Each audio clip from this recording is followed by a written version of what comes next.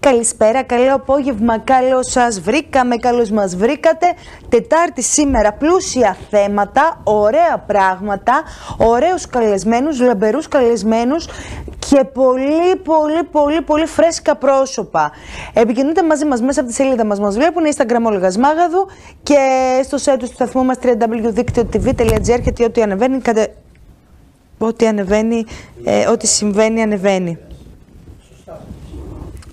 Δεν ξέρω γιατί κάνω αυτό το λάθος, παιδιά.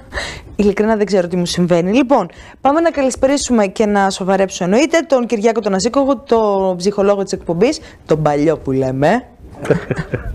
Ναι, στα φρέσκα πρόσωπα που αναφέρθηκες δεν είμαι σίγουρα μέσα.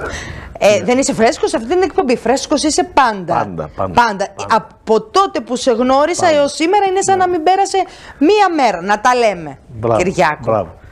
Και δεν τα λέμε μήπως και τα πιστέψουμε. Όχι, τα πιστεύουμε, αλήθεια είναι. Είσαι επειδή... Το μόνο πρόβλημα που δεν έχω είναι ότι περνάει ο χρόνος από πάνω μου. Δεν με πειράζει αυτό. Δεν με ενοχλεί καθόλου. Και πίστεψέ με, δεν περνάει. Δεν ξέρω τι γίνεται. Όχι, δεν με ενοχλεί καθόλου. Αλλά δεν περνάει.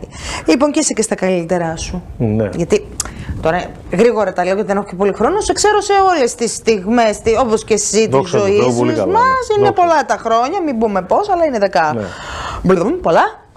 Οπότε είσαι στα καλύτερά σου. Λοιπόν, 6η του Μάρτη σήμερα και ένα πάρα πολύ σημαντικό θέμα θα θίξουμε, γιατί είναι η ημέρα κατά της σχολικής βίας. Στόχος η πρόληψη και σαφέστατα η ενημέρωση μικρών και μεγάλων. Αυτό συζητούσα με κάποιον το μεσημέρι, ότι μου είπε τι θέμα θα κάνετε. Και λέω είναι η Παγκόσμια Μέρα Σχολικού Εκφοβισμού, του bullying. Και λέω αν είναι δυνατόν μετά από τόσα χρόνια πάλι μιλάμε για τα ίδια.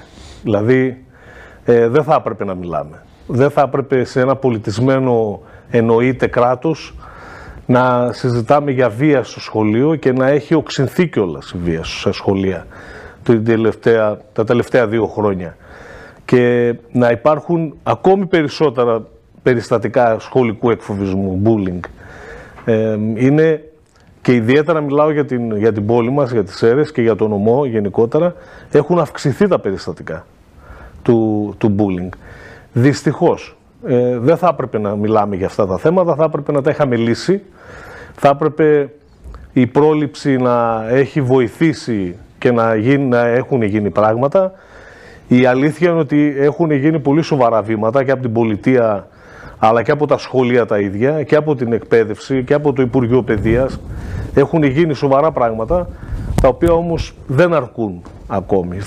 Θέλουν και άλλα. Παραδείγματος χάρη, υπάρχουν πλέον ψυχολόγοι στα σχολεία, αλλά όχι να υπάρχει ένας μόνιμος σε μια σχολική μονάδα. Πλέον πρέπει να υπάρχει ένας μέσα. Δηλαδή πάει ανατακτά χρονικά διαστήματα, συγκεκριμένες ώρες. Ακριβώς. Και όταν του ζητηθεί από το διευθυντή, ένας συνάδελφος πάει, ο οποίος εννοείται ότι έχει προσληφθεί από το Υπουργείο Παιδείας και πάει όπου του πούνε και όπου σταθεί. Υπάρχει ανάγκη. Ωραία. Δεν γίνεται έτσι όμως. Πρέπει μια σχολική μονάδα, και όταν λέω σχολική μονάδα μπορεί να έχει μέσα γυμνάσιο, μπορεί να έχει δημοτικό, μπορεί να είναι νηπιαγωγείο. Συμφωνώ. Να έχει ένα ψυχολόγο. Είναι ένα βήμα. Ναι. Κρατάω αυτό. Και εγώ αυτό κρατάω, το καλό κρατάμε. Είναι ένα βήμα. Όχι μεγάλο πολύ αλλά είναι ένα βήμα. Πολύ σοβαρό βήμα. Πολύ σοβαρό. Και οι συνάδελφοι κάνουν καλή δουλειά. Κάνουν πολύ καλή δουλειά. Το προσεγγίζουν τα θέματα πάρα πολύ καλά και σύμφωνα με τις οδηγίες του Υπουργείου Παιδείας, αλλά και φυσικά με την εμπειρία τη δική τους. Αλλά αυξάνονται τα περιστατικά, γιατί δεν υπάρχει αυτό που στο βαθμό που θα έπρεπε να υπάρχει η πρόληψη όσον αφορά τους γονείς. Δηλαδή η συμβουλευτική, η οποία πρέπει να γίνεται στους γονείς, την οποία δεν μπορούμε να την επιβάλλουμε όμως, πρέπει να την αναζητήσουν οι ίδιοι. Εδώ για να σκεφτείς ότι όταν προτείνω σε κάποιους γονείς να κάνουν συμβουλευτική γονέων, πολλοί παρεξηγούνται. Λένε γιατί τι πρόβλημα έχω, ας πούμε. Και γιατί να με βάλει, με ξέρεις, ας πούμε, με έψαξες και πρέπει να κάνω συμβουλευτική. Εν τω μεταξύ είναι μια πρόταση η οποία θα το βοηθήσει. Θα βοηθήσει έτσι ώστε να μπορέσει να βλέπει με καλύτερο μάτι τα παιδιά του, να τα βλέπει από καλύτερη οπτική γωνία τα παιδιά του, τη σύζυγό του, την οικογένεια γενικότερα, το πλαίσιο της οικογένειας, να το βοηθήσει η συμβουλευτική γονέων και όμως παρεξηγούνται. Δηλαδή δεν το έχουμε ξεπεράσει ακόμα αυτό το πράγμα. Και αν παρακολουθούσαν οι περισσότεροι γονείς συμβουλευτικοί γονέων, θα ήταν η καλύτερη πρόληψη για το bullying και για τον εκφοβισμό, γιατί θα μαθαίναν οι ίδιοι πώς πρέπει να συμπεριφέρονται έτσι ώστε να διδάσκονται τα παιδιά τους για να μην έχουν αυτές τις τάσεις βίας. Πριν ολοκληρώσουμε, θέλω να μου πεις κάτι τελευταίο. Όσον αφορά τα ποσοστά, γιατί ξέρω ότι τα παρακολουθείς, σε τι επίπεδο βρισκόμαστε τα ποσοστά της ενδοσχολικής βίας, έτσι, της βίας στο σχολείο, σχολικής βίας, συγγνώμη. Δεν θέλω να αναφέρομαι σε ποσοστά, γιατί είναι τρομακτικά. Είναι τρομακτικά. Ναι. Και είναι άσχημα, και όσο τα αναφέρουμε τόσο δεν ξέρω, μπορεί να παίρνουν θάρρος αυτοί οι θύτες και οι οποίοι θα ασκήσουν εκφοβισμό σε κάποιον αύριο μαθητή τους. Γιατί το κάνουν πολλοί πλέον.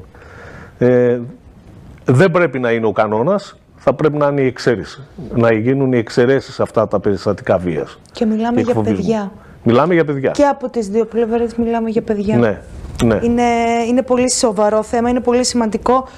Οι μερίδες, ενημέρωση, άνθρωποι οι οποίοι γνωρίζουν, προκειμένου αυτό το θέμα να καταπολεμηθεί και να μπορέσει να μειωθεί. Πρέπει να εξαφανιστεί.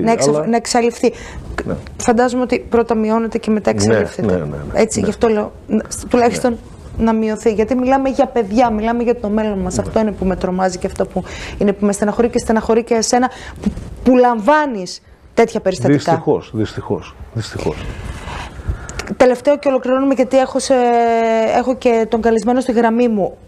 Τα παιδιά τα οποία είναι θύματα σχολικής βίας, bullying, το ξεπερνάνε? Το ξεπερνάνε με κατάλληλη υποστήριξη και από τους γονείς, αλλά και συμβουλευόμενοι γονείς σε έναν ειδικό ψυχικής υγείας, αλλά και το παιδί το ίδιο πρέπει να επισκεφθεί και να κάνει συνεδρίες, θα το ξεπεράσει. Ναι. Κυριάκο, σε ευχαριστούμε πάρα πολύ. Ήταν πολύ σημαντική συμβουλή σήμερα σε ένα πάρα πολύ ευαίσθητο και σημαντικό θέμα. Σε ευχαριστούμε πολύ. Τα λέμε την άλλη Τετάρτη.